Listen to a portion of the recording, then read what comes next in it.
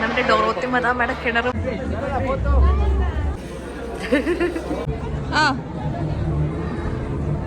വിൻഡ്മിൽസ് കാണാമോ നിങ്ങൾക്ക്? ഘടികാരങ്ങൾ നിലയ്ക്കുന്ന സമയം.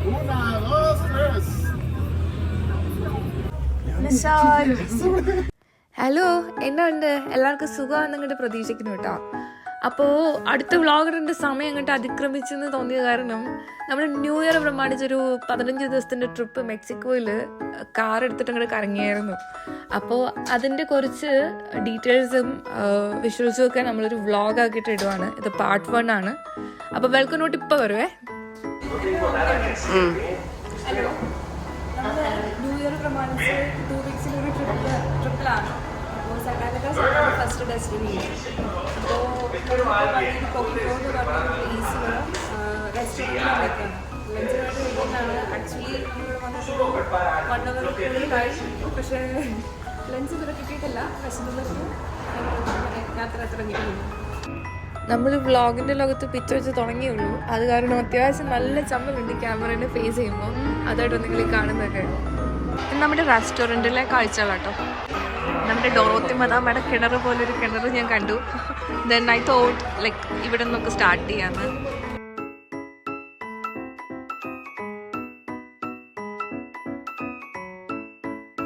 മെക്സിക്കോയിലെ ആൾക്കാർ ഭയങ്കര ക്രിയേറ്റീവ് കേട്ടോ. ഒത്തിരി ക്യൂട്ട് ഐറ്റംസ് നമുക്കിവിടെ കാണാൻ പറ്റും. നല്ല രസമാണ്. അവൻ മിക്കി മൗസിൻ്റെ വരെ കുടുക്ക നമ്മളിവിടെ കണ്ടു. പിഗി ബാങ്ക്സ് ഇങ്ങനെ നല്ല ക്യൂട്ടായിട്ടുള്ള ഐറ്റംസ് ആണ് എല്ലാം.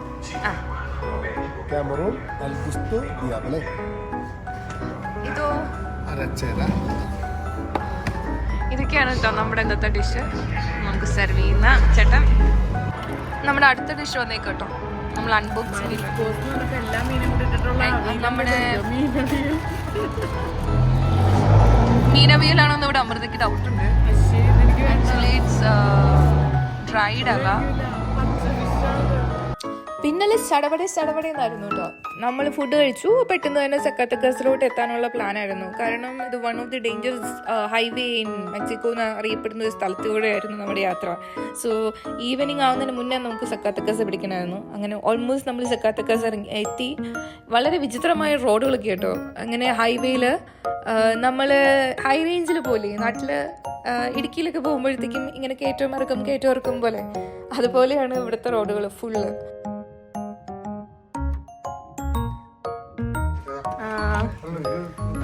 ഇതാണ് നമ്മൾ എടുത്തേക്കുന്ന റൂം. Airbnb ആണ് ഇതിപ്പോൾ. ഇതൊരു മാസ്റ്റർ ബെഡ്റൂം. ഇതിനോട് ഒരു വാഷ്റൂം ഉണ്ട്, ഡൈനിങ് ഏരിയ, ഇവിടുത്തെ കിച്ചൺ, ഇവിടെ ഒരു ട്വിൻ റൂം. ഇവിടെ വന്നപ്പോൾ നമ്മളൊരു മാപ്പ് കണ്ടു. ഈ മാപ്പിൽ നമ്മൾ വന്നേക്കുന്ന ലൊക്കേഷൻ ഏതാണോ അത് പിൻ ചെയ്യാനാണ്. സോ ഇവിടെ നമുക്ക് Mexico, USA, then Japan, I think it's France, ഇത്ര ഇതുണ്ട്. നമ്മൾ ഇന്ത്യയിൽ നിന്ന് ഉള്ള ഫ്ലാഗ് ഇതേ ബോബും കുത്താൻ പോവാണ്. ഇന്ത്യക്കാർ സക്കാത്തക്കാസിൽ ഈ Airbnb-യിൽ വന്നു. നമ്മളിവിടെ എത്തിയ സമയം ഓൾമോസ്റ്റ് 4 മണി ആയതുകൊണ്ട് നമ്മൾ അധികം സമയമൊന്നും കളയാൻ നിന്നില്ല. നമ്മൾ നേരെ സക്കാത്തക്കാസിൻ്റെ എൻ്റെ വ്യൂ കാണാൻ പറ്റുന്ന ഒരു സ്ഥലത്തേക്ക് പോവാട്ടോ. ഇവിടെ ബുഫാഹിലിലേക്ക് കേബിൾ കാർ റൈഡുകളുണ്ട്. സോ നമ്മളവിടെ പോയി കഴിഞ്ഞാൽ ഒരു വ്യൂ പോയിന്റ് എത്തും. ആ വ്യൂ പോയിന്റ് നിന്ന് കഴിഞ്ഞാൽ എൻ്റെ സക്കാത്തക്കാസ് നഗരം നമുക്ക് കാണാൻ പറ്റും. ഞങ്ങൾ കുറച്ചധികം നേരമായിട്ട് സക്കാത്തക്കാസ് എന്ന് വിളിച്ച് പറയുന്നുണ്ട്. ഈ സ്ഥലത്തിൻ്റെ പ്രത്യേകത പറഞ്ഞില്ല ഇത് കംപ്ലീറ്റ് ആവുമെന്ന് എനിക്ക് തോന്നുന്നില്ല.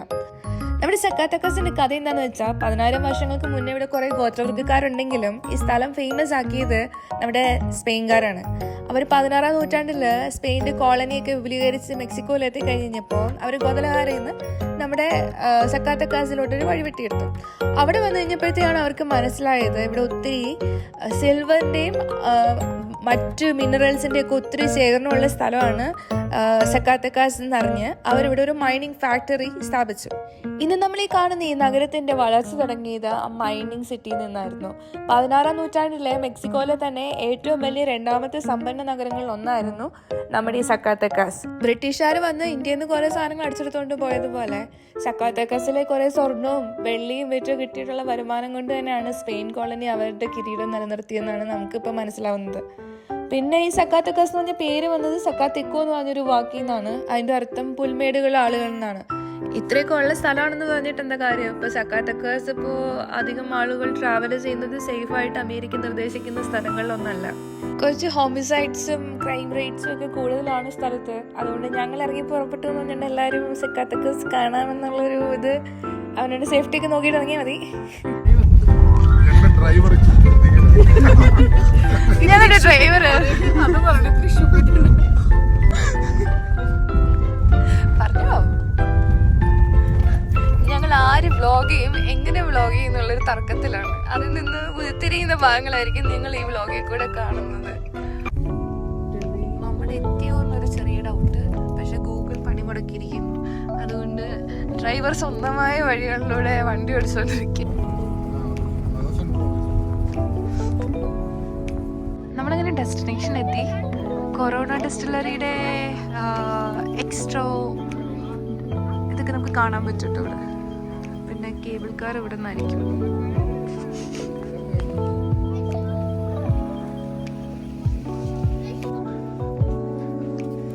സക്കാത്തക്കാസിൽ വഴിയിലിരിക്കുന്ന സാധനങ്ങളാട്ടോ, ഭയങ്കര ഭംഗി.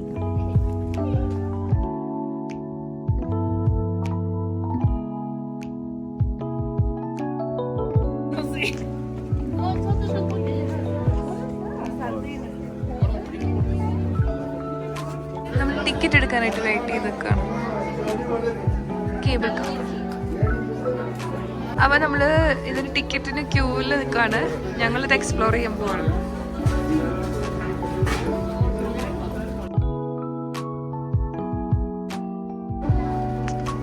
ഇതാണ് ഡീറ്റെയിൽ. സക്കാത്തക്കാസിലെ എല്ലാ സിറ്റിയിലും ഓൾസോ കേബിൾ കാർ ഇതുപോലെ ഇതായിരിക്കും നമ്മൾ പോകുന്ന കേബിൾ കാർ റൈഡ്.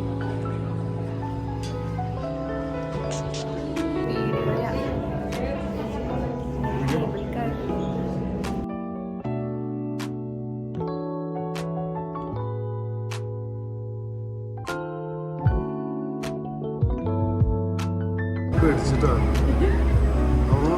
അവൻ വിചാരിച്ചിട്ട് ഇത്ര സ്പീഡിലൊന്നും അടിക്കുന്നത്.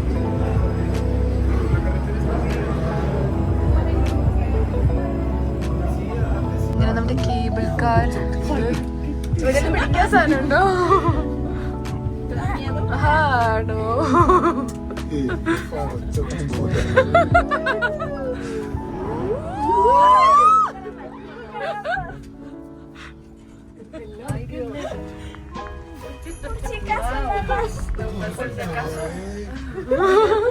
എന്തിന്റെ കൂടെ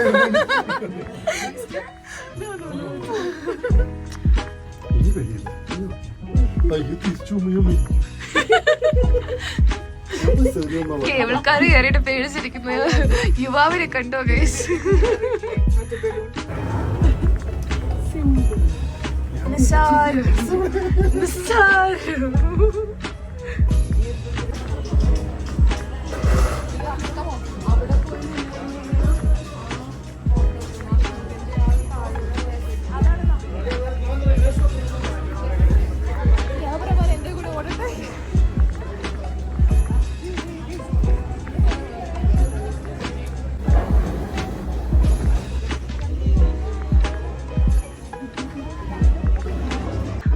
Beautiful view.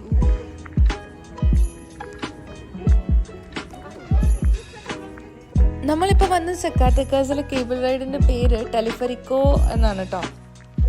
ഒരു 10 മിനിറ്റ് ടൈം എടുത്തിട്ടാണ് നമ്മുടെ കേബിൾ കാർ റൈഡിൽ നമ്മൾ ഈ മൗണ്ടെയിനിൽ നമ്മൾ എത്തിയത്. നല്ല കിടക്കാച്ച സ്ഥലം കേട്ടോ, പറയാണ്ടിരിക്കാൻ പറ്റില്ല. ബോബിൻ കിംബൽ വെച്ചിട്ട്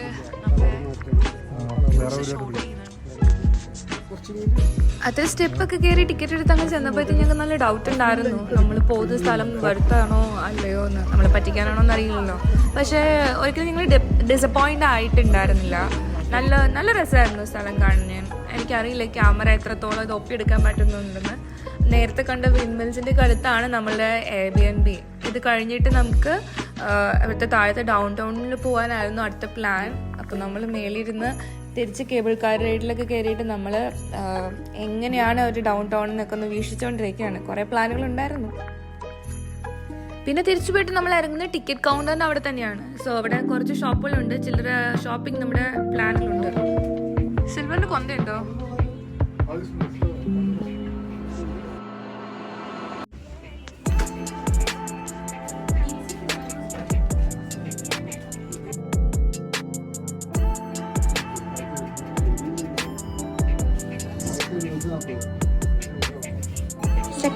സ്പെഷ്യൽ സ്വീറ്റ്. മെക്സിക്കോക്കാർ സ്വീറ്റ്സ് ഒരു രക്ഷയില്ലാത്ത സംഭവം കേട്ടോ. അത് പറഞ്ഞറിയിക്കാൻ പറ്റില്ല. ഞാനിവിടെ മെക്സിക്കോയിൽ വന്നിട്ട് ഏറ്റവും കൂടുതൽ കഴിച്ചിട്ടുള്ളത് ഇവരുടെ സ്വീറ്റ്സ് എന്ന് പറയാം. സക്കാത്തക്കസി നമ്മൾ പോയിട്ടുണ്ടെങ്കിൽ ഷോപ്പ് ചെയ്യേണ്ട മെയിൻ ഐറ്റം സിൽവറാണ്. സോ സിൽവർ വെച്ചിട്ടുള്ള 1-2 സാധനങ്ങൾ ഞങ്ങൾ വാങ്ങിച്ചു. പിന്നെ ഞങ്ങൾ ഡൗൺ ടൗണിലേക്ക് ഇറങ്ങി. ക്യാമറ ഒരിക്കലും ജസ്റ്റിഫൈ ചെയ്യില്ല, അത്ര ബ്യൂട്ടിഫുൾ ആയിട്ടാണ് ഒരു ഡൗൺ ടൗൺ ഡെക്കറേറ്റ് ചെയ്ത് വെച്ചേക്കുന്നത്. ക്രിസ്മസ് ടൈം ആയിരുന്നു. നമ്മൾ സക്കാത്തക്കസിന്റെ ഹൃദയഭാഗത്തിലുള്ള സെൻട്രലിലൂടെ ഉലാത്തുകയാണ്. ബിൽഡിങ്ങുകളെല്ലാം പുരാതന സ്പാനിഷ് ശൈലിനെ ഓർമ്മിപ്പിക്കുന്നതാണെങ്കിലും ഇതൊക്കെ പണ്ട് പണിത ബിൽഡിംഗ് ആണെന്ന് ഒരു മനുഷ്യനും പറയില്ല. അത്ര എസ്തെറ്റിക് അപ്പീലുള്ള സ്ഥലങ്ങളാണ്.